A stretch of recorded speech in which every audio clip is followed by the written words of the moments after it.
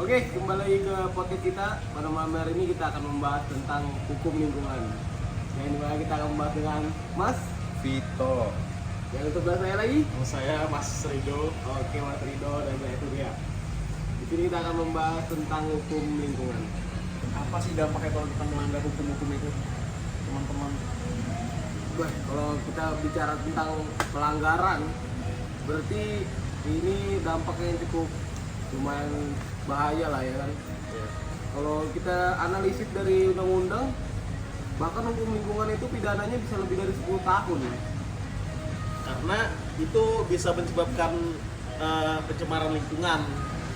Contohnya itu kayak kasus yang di Sumatera kemarin, yang Aceh. iya di Aceh, pokoknya di daerah Sumatera lah, yang banjir itu kan ada penambangan ilegal sama juga penebangan ilegal.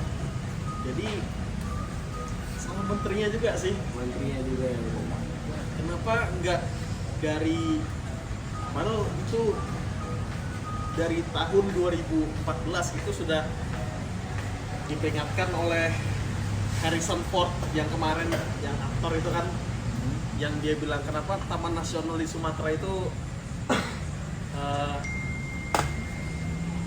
digundul semua gitu. Nah, dibunuh semua ya. Tebak habis-habisan. iya ditebang habis-habisan Bisa itu. Dan tidak ada reboisasi kena ini. dan tidak ada reboisasi tentang itu. Oh, jadi wajar aja lah langsung berdampak di Iya. jalannya ya. Hancur.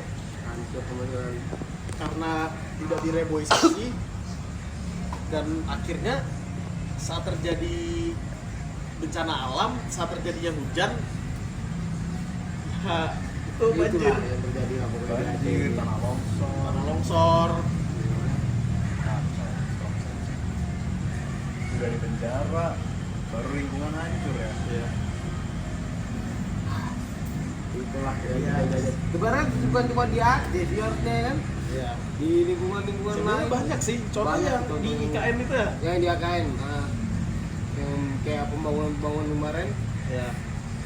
Tapi sebenarnya kalau yang di IKN itu berdampaknya baik sebenarnya, karena untuk ibu kota yang baru kan. Balance lah ya. Balance. Level to level. Tapi Mas Rido, ada nggak sih sebenarnya undang-undang yang kayak berkaitan tentang itu? Yang membahas tentang lingkungan itu tadi? Ini pidana atau gimana? Yang secara pidana atau undang-undang yang berkaitan lah tentang Kalau yang hukum berkaitan lingkungan tadi. dengan hukum lingkungan itu ya Undang-Undang Nomor 32 tahun 2009 itu. Nah, itu apa aja sih? Itu ya seperti seperti menjamin hak masyarakat atas lingkungan, hidup yang baik dan sehat lah, Hah? sama melindungi lingkungan dari pencemaran dan kerusakan. Yang kerusakan yang terjadi lah ya, Ya. di daerah. Pokoknya semuanya lah di seluruh Indonesia lah pokoknya. Undang-undang nomor 32 tahun 2009 tadi ya. Iya. Tentang hukum lingkungan. Tentang hukum lingkungan. Berarti yang melanggar nih oknum kan? Yang melanggar tuh pasti oknum. Karena dari beberapa kasus yang melakukan kan oknum mesti. Pasti. Kalau enggak ya warga lokal di daerah situ. Seperti Taman Nasional itu kan ada nah, yang dari kasus menteri kemarin itu tuh kenapa menteri tidak melakukan reboisasi? Karena di situ tuh bilang si menteri ini ya, menteri kehutanannya yang tahun 2014 kemarin, dia nggak bisa masuk ke situ, ke Taman Nasional itu karena ada warga lokal, ada oknum yang di situ 50.000 orang, makanya dia nggak bisa masuk. Sebenarnya dari yang saya lihat di media sosial, sebenarnya si menteri ini nih pengen melakukan reboisasi, cuman nggak bisa, terhalang oknum lah. Mereka yang nggak mau berarti. Nggak mau, maksudnya konsep gimana? Menteri kan mau mereboisasi lingkungan mereka. Terhalang itu maksudnya gimana tuh? Masyarakat lokalnya nggak mau. Masyarakat lokalnya nggak mau direboisasi atau Masyarakat lokal ini gimana ya, bahasa ini ada tuh orang-orang yang berpengaruh lah di Indonesia lah. Kalau yang saya lihat dari podcastnya si Denny Sumargo ya seperti itu. Jadi si menteri ini takut lah bahasanya. Jadi dia nggak berani masuk ke situ. Jadi gitu. Itu yang di mana tadi Mas? Di Aceh. Di Aceh. Oke. Setelah itu kasusnya kayak begini. Jadi merugikan masyarakat, Pendidikan masyarakat tentunya. Masyarakat korban meninggal di mana-mana. cuman ya namanya hukum alam ya. Iya. Hukum alam itu kan mutlak. Mutlak.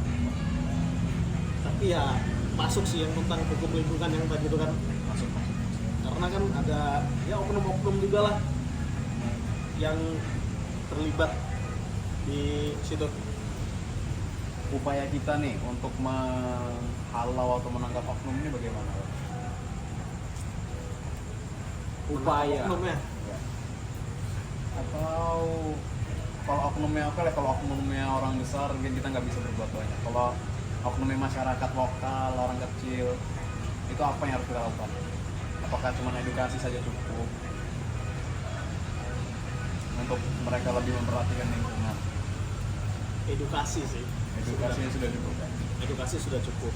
Cuman ya kita juga nggak bisa gimana ya. Mungkin edukasi dan contoh. Iya, edukasi dan contoh. Cuman ya Ya, kita Anda mungkin- tahu sendiri lah gimana masyarakat Indonesia ini kalau sudah dikasih edukasi ya paling sehari 2 hari udah lupa lagi. Tapi kalau ada contohnya besar sudah kayak Aceh mungkin Mungkin lebih kapok ya. itu lebih kapok karena itu dampaknya besar kan, Besar banget kemarin. besar banget itu. Mungkin kita bisa mengedukasi warga lokal Samarinda mungkin untuk tidak membuang sampah. Wah, ini. Di Samarinda nih yang kita lihat, aduh, kacau balau sih, masih banyak banget masyarakat yang buang sampah sembarangan. Iya itu, aduh. Padahal tadi sudah ada aturannya loh ya kan, hukum itu di Sudah undang-undang ada. berapa tadi Bang? Undang-Undang nomor 32 tahun 2009. Tahun 2009 tadi sudah mengatur tentang Penuh lingkungan. penjara ya kalau Penuh kita- banget penjara kalau oknum-oknum itu tertangkap tadi. Aduh. Apalagi yang agak dalam saya lihat di Samarinda nih bagiannya di Mugerjo gitu. Di Mugerjo. Oh, Agak ya, di pintu masuk. wilayah Mugerjo Dapanuri itu. Saya tahu. Sama saya di tahu. tepian, ya kan? Tepian kalau airnya meluap ya. Ya, karena masyarakat Samarinda ini Oh, iya. Ada satu penemu atau apa gitu dia tinggal di Mugerjo situ. Nemu apa itu, Pak? Namanya Firhan Tirtoles atau apa gitu. Oh, Piran Teritoles. Firhan Tirtoles itu penulis. Penulis. Dia penulis buku. Judulnya The Making of of Mugerjo. The Making Love of Mugerjo. Bukunya belum dirilis itu. Belum diterbitkan ini Mas. Dia tentang apa ya, pencemaran lingkungan juga sih sebenarnya. Jadi dia mencintai lingkungan Mugerjo. Nah kemudian banyak banget oknum-oknum yang menebang hutan-hutan liar di Mugerjo dan sebagainya lah, Merusak ekosistem. ekosistem asli dari Mugerjo itu sendiri. Ya kayak gitu lah pokoknya. Ya, keren sekali. Apresiasi Apresiasi. Nah, oke tutup dulu nih. Oke, jadi sekian dari podcast kami malam ini. Terima kasih Pak Tito dan Pak Indra. Terima kasih Mas Rido. Sukses selalu.